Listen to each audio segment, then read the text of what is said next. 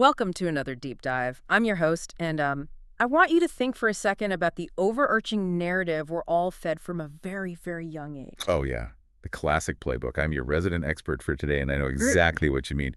It's the whole keep your head down mentality. You know the drill. Keep your head down, do your job, hold on to what you have, definitely don't rock the boat. And everything is going to be just fine. Exactly. We're essentially taught that playing it safe is the absolute smartest, most rational strategy you can adopt in life. But today, we are going to completely dismantle that idea. We really are. It's a total teardown of that mindset. So our mission for this deep dive is to analyze a fascinating, hard-hitting framework. It was originally outlined in a Spanish document called the PMR Questionnaire. Which is such a great title. PMR. Yeah, it stands for Persona de Maximo Riesgo, which translates to maximum risk person. And as we get into the mechanics of how this type of person operates, you might actually start to realize that playing it safe Is actually the single most dangerous thing you can do right now. Yes. It really flips the script on how we define security. It does. And to grasp how this framework operates, we really have to look at the very sharp distinction it draws between two specific types of people. Right, the uppercase and the lowercase. Exactly. On one hand, you have the uppercase PMR, the maximum risk person. This is an individual who actively embraces maximum risk as a necessary, everyday tool for evolution. And then on the other side? On the other hand, you have the lowercase PMSAR, the minimum risk person, and you can easily identify if you're operating as a lowercase PMR by just looking at your primary daily objective. Which is usually just survival, right? Pretty much. If your biggest worry today is merely maintaining the status quo, just protecting what you already have, rather than conquering what you could potentially become, then you are operating as a textbook minimum risk person. Okay, let's unpack this, because that distinction hits hard. It immediately challenges this illusion of safety we all cling to. We do cling to it tightly. We generally operate under the assumption that the biggest risk a person can take is making a massive, uncalculated leap. But the PMR framework argues the exact opposite. Right. The core argument here is that the most dangerous risk you can take today is believing that staying exactly where you are is safe. Right, and to understand why, you really have to look at the environment we're operating in. The framework uses this great analogy. Imagine the world is moving at 100 kilometers per hour. Which feels accurate lately. Oh, absolutely. We're in an era of unprecedented, accelerating change. Technologically, economically, socially, it's all moving so fast. So if the environment around you is moving at 100 kilometers per hour, and you decide to just stand perfectly still because you think that inaction is the safe choice, You're in trouble. you are making a fatal miscalculation. An impact isn't just a possibility in that scenario. It is an absolute certainty. It's the equivalent of thinking you're safe on a fast-moving highway just because you've taken your foot off the gas. Yes, exactly. The friction of the world moving past you is eventually going to tear you apart. If you're just doing your job the exact same way you did it 5 years ago, you aren't actually maintaining your position. You are actively sliding backward relative to the rest of the market. Precisely. We've been conditioned by previous generations to seek out a very specific type of stability. You know, the predictable routine, the unchanging career path. The gold watch at the end of 40 years. Right. But in a hyper-accelerated reality, that old version of stability is a massive vulnerability. If you aren't moving forward, you are decaying. Which perfectly maps onto a problem I think almost everyone listening has dealt with at some point. Procrastinating on a really good idea. Oh, the notebook full of ideas. Yes. We all have that notebook full of business concepts, creative projects, or career pivots that we just haven't executed yet. We suffer from paralysis by analysis because we sit around waiting for 100% certainty before we make a move. We want all the traffic lights to turn green before we even pull out of the driveway. Right. But the brutal truth of the PMR framework is that we live in a world that only ever offers you about 70% certainty at best. What's fascinating here is how the uppercase PMR approaches this exact friction point. A maximum risk person knows that 100% certainty is a myth. It doesn't exist. It doesn't. So they launch their idea, their project, or their career pivot the absolute second they hit that 70% threshold. They make the jump and they adjust in midair. Adjusting in midair, that's a great visual. Think about the stalled projects in your own life right now. How many of them are trapped in a hard drive or a notebook simply because you're trying to predict every single variable and edge case before taking the very first step? I have to play devil's advocate here for a second, though. Go for it. I get the appeal of the 70% rule for a creative project or, say, a marketing campaign. But if you are in a high-stakes field, let's say medicine, aviation, or structural engineering isn't launching at 70% genuinely reckless, how do we differentiate between embracing maximum risk and just being completely irresponsible? That is a crucial distinction. The PMR framework isn't advocating for negligence in life or death scenarios. It's targeting the personal and professional risks, where the worst-case scenario is a bruised ego or a financial setback, not physical harm. Ah, okay. So it's about domain context. Exactly. It's about calculated risk in domains where iteration is possible. If you are launching a new consulting business, the market conditions will never be perfect. If you wait for the perfect website and the perfect macroeconomic climate, someone else has already captured the market share at 70%. Because they're already out there. Right, and they are fixing their operational bugs live. They are adjusting in the air while you are still on the ground drafting your business plan. That makes a lot of sense. The danger isn't the 70% launch. The danger is the assumption that you can plan away all the variables. But of course, when you launch at 70%, things are inevitably going to go wrong. Oh, absolutely. You are going to make mistakes. And here's where it gets really interesting.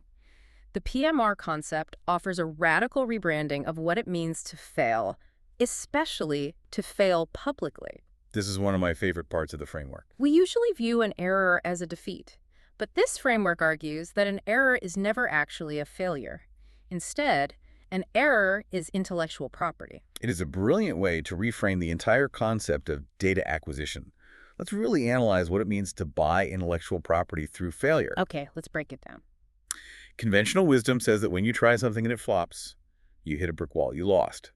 But if you look at how highly successful iterations work, whether in tech startups or personal development, every single time you fail, Yeah. you are quite literally purchasing proprietary information that your competition simply does not possess. I can actually speak to this from personal experience. Oh, really? Let's hear it. Yeah, a few years ago, I launched a digital product that I was completely convinced was going to be a massive hit.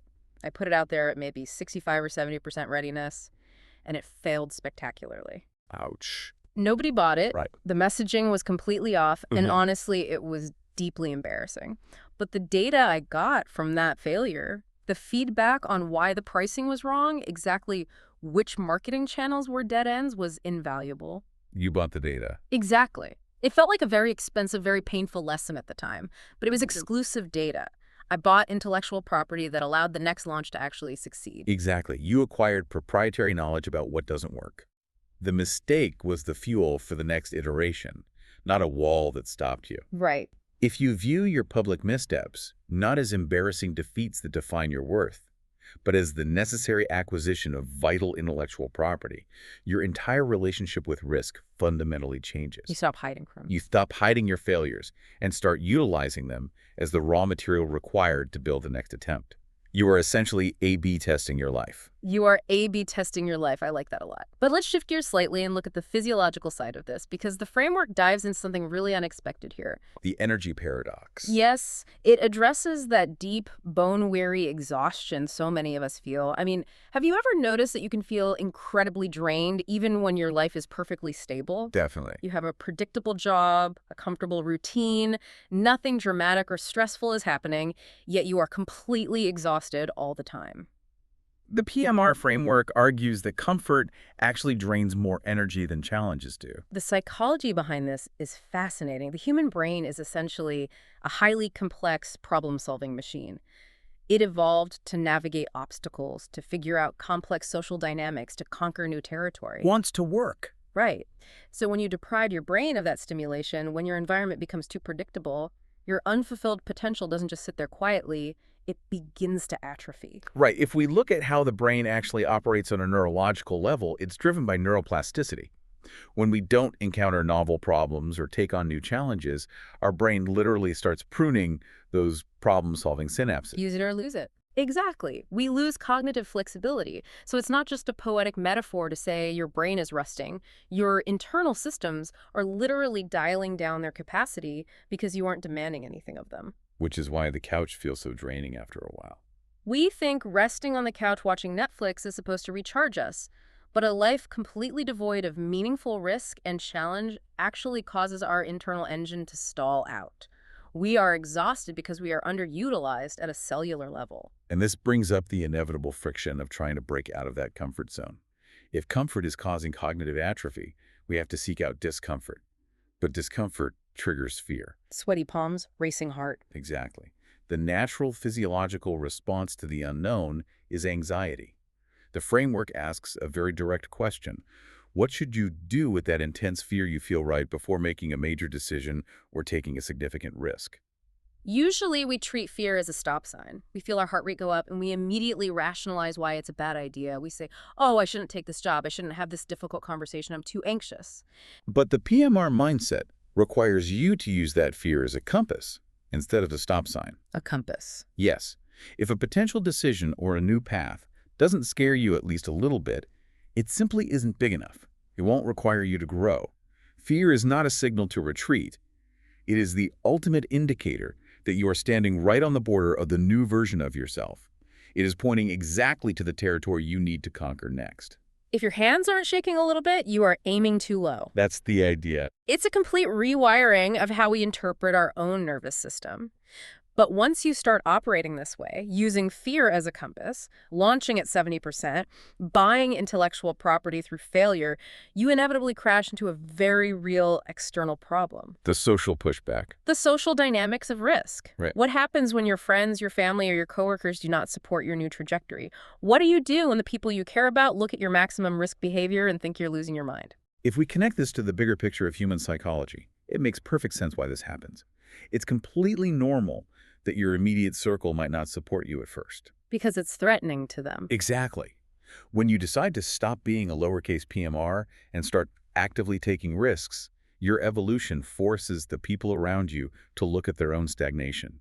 You become a walking mirror reflecting their own unfulfilled potential, their own hesitations, their own rusted problem-solving engines. It triggers their insecurities. It's not necessarily that they are malicious and want you to fail. It's that your momentum is a threat to their ego. If you succeed by taking massive risks, it invalidates their choice to play it safe. Precisely. It is self-preservation on their part. And the framework provides a really stark metaphor for this dynamic. You cannot ask for permission to fly from people who are afraid of heights. Oh, that is good. It captures the absolute futility of seeking validation from individuals who are trapped in a minimum risk mindset. They fundamentally cannot understand your trajectory because their entire worldview relies on staying safely on the ground. They just can't see the sky from down there. They can't. You have to realize that you cannot compromise your own evolution just to make your current circle feel more comfortable. Ultimately, you either have to change your environment or you have to accept a lesser future. You have to find other people who are also trying to fly, or at least people who aren't actively trying to ground you. Now, that naturally brings up an interesting nuance. Okay. You might be listening to this and thinking, well, I'm definitely ambitious. I have big goals. I want the promotion. I want to build the company. Does that make me a PMR? The framework draws a very strict line here. Ambition alone does not make you a maximum risk person. It doesn't. And that surprises a lot of people. Because the merely ambitious person is entirely outcome dependent. They just want the trophy, the job title, the financial payout. And because of that, they stop growing the exact second they cross the finish line. Exactly. The true PMR operates on a completely different frequency. They actually fall in love with the process of risk itself. They aren't just enduring the uncomfortable journey to get a reward. The journey, the challenge, the active navigation of uncertainty, that is the point. That's the fuel. That is what keeps their cognitive engine running. And because of this, a PMR uses the finish line merely as a springboard for the next level. They hit a major goal, and instead of just coasting, they immediately look for the next frontier. They view success as the capital needed to take an even bigger risk. Which brings up the most common objection to all of this. I know there are people listening who are saying, this philosophy sounds great for someone with a massive safety net, Sure. but I don't have the capital. I don't have the money to go out and take massive financial risks right now. I have a mortgage. I have kids. We almost always equate risk exclusively with money. But if you don't have financial capital to risk, the framework offers a brilliant, highly accessible alternative. You must risk your ego. This is where the philosophy becomes incredibly practical for everyone. Courage is not something you train with a thick wallet. Courage is built entirely through discomfort. Risking your ego is something you can do right this second, and it costs absolutely nothing. $0. It means intentionally putting yourself in situations where you might look foolish, where you might face rejection, or where your carefully constructed self-image is threatened. So what does that look like in a practical day-to-day sense? It means picking up the phone and making that cold call to a potential mentor or client that terrifies you. Right. It means hitting publish on that article or video that you feel deeply embarrassed to share with your professional network. It means going to a networking event in an industry where you know absolutely no one and introducing yourself. Or it can be as simple as raising your hand in a high-stakes meeting and admitting that you don't understand the strategy being discussed, rather than nodding along and pretending you do just to look smart. That takes a lot of guts. It does. Taking a cold shower of embarrassment is a repetition in the gem of courage. When you practice risking your ego in these socially or professionally uncomfortable situations, you are building the exact same internal tolerance for vulnerability that you will eventually need to take larger, perhaps financial or structural risks later on. You are training yourself to decouple your inherent self-worth from the immediate outcome of a risky situation. So what does this all mean? We have explored the illusion of safety in a world accelerating at 100 kilometers per hour. We've talked about launching at 70% instead of waiting for perfect conditions, buying intellectual property through public failure, and understanding how comfort literally causes our cognitive engines to rust. It's been a journey. It has. We've discussed using fear as a compass, leaving unsupportive environments behind, and risking our egos when we can't risk our wallets. As we wrap up this deep dive, it all points to one final question. What is the ultimate reward for committing to this? What is the actual prize for living as a maximum risk person? The ultimate reward is not what society typically advertises. It is not about accumulating massive wealth, and it is certainly not about acquiring fame or an impressive title. Then what is it? The true reward of the PMR lifestyle is absolute freedom. It is the deep, unshakable internal knowledge that if the entire world were to collapse tomorrow, if you were to lose every single material possession, your job, and every status symbol you rely on, you possess the internal capacity and the acquired intellectual property to rebuild your reality entirely from scratch. That shifts the entire paradigm of security. True security doesn't come from what you can hoard or hold on to. It comes from knowing you know how to build. Exactly. You aren't paralyzed by the fear of losing your job or your money because you know exactly how to generate value again. The uppercase PMR has built a resilient machine inside themselves that can synthesize success out of raw effort and thin air, regardless of the macroeconomic conditions. That internal capacity to rebuild is the highest, most durable form of security that exists in a rapidly changing world. It's a phenomenal way to approach life. But before you go, consider this one final thought. We've spent this entire deep dive talking about what happens when an individual decides to embrace maximum risk. But think about the macro level. What happens when an entire society or an entire company becomes dominated by lowercase PMRs? That's a scary thought. Think about a corporate culture where everyone is merely trying to protect their current budget, avoid blame, and maintain the status quo rather than innovate. Look around your own workplace or your own industry right now. Are you operating inside a PMR culture that rewards intellectual property gained through failure? Or are you trapped in a PMR culture that punishes anything less than 100% certainty? And if it's the latter, the biggest risk you might take today is deciding to stay. That is a very sobering lens to look through. It really is. Well, thank you for joining us on this deep dive. We hope this exploration of the maximum risk person has challenged some of your baseline assumptions. Keep pushing those boundaries, keep actively risking that ego, and most importantly, keep embracing the discomfort of learning. We'll catch you on the next one. See you next time.